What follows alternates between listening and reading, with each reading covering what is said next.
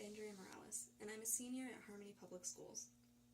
Today, I'll be giving 2 speeches over the same subject, the neurological phenomenon known as synesthesia. The first speech will be directed towards a classroom full of peers and teachers, and the second will be directed towards a smaller group of friends. Try to imagine looking at a page in a textbook and seeing a rainbow of printed colors, even though the text is in black. Or perhaps listening to music or voices and your vision being clouded by a swirl of moving colors and shapes.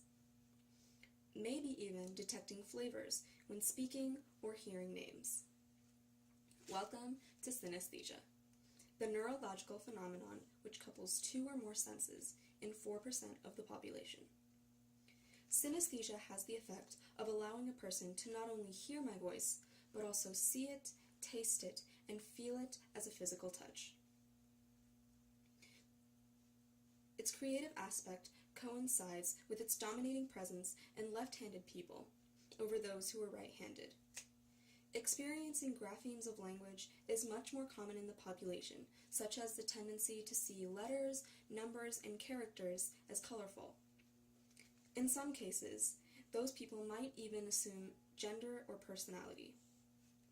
For example, a comma could be calm, sturdy, and dignified, while the letter H could be timid and quiet. In other cases, phonemes can trigger synesthetic tastes, otherwise known as the sound units of language. Synesthesia is considered a trait rather than a disorder, because there's nothing wrong. On the contrary, synesthetes have the advantage of mechanisms that help with memorization. For example, a student is taking a geography quiz, and the teacher asks what the capital of Virginia is. She's trying to remember the name of the city. Let's see. When she studied the flashcards, Virginia's capital tasted like honey. As she searches her memory for words like honey, she finds Richmond. Richmond tastes like rich, sweet honey in her mouth. She gets the answer correct. Once established in childhood, a synesthete carries pairings for life. Synesthetes inherit a biological propensity for hyperconnecting brain neurons, but then must be exposed to cultural artifacts such as calendars, food names, and alphabets. It is because of these predetermined structures that synesthetes are able to make such creative connections between visual, auditory, and sensory perceptions. Synesthesia allows people to experience and understand the world through a multitude of perspectives, and while most all of us experience connections between sight, sound, and touch, it can't be denied that in a world of black text, that is a pretty neat splash of color. This next speech will be directed towards a smaller group of friends.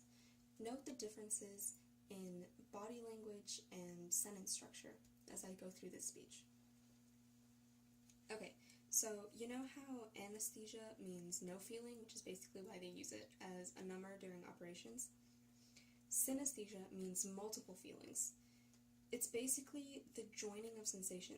So like, if a synesthete is reading, if they're reading text on a page, even if the text is in black, they might see it or think of it as colorful.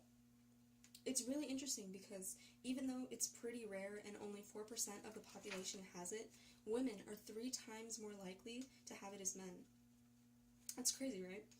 The cool thing about synesthesia is that being able to taste words and to feel music helps with memorization, right?